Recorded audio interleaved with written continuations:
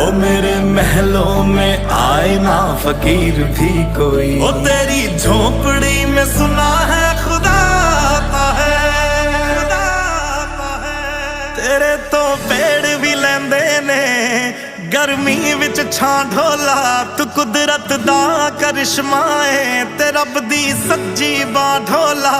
वे हाँ ढोला, वे हाँ ढोला, तेरा किन्ना सोहना ना ढोला।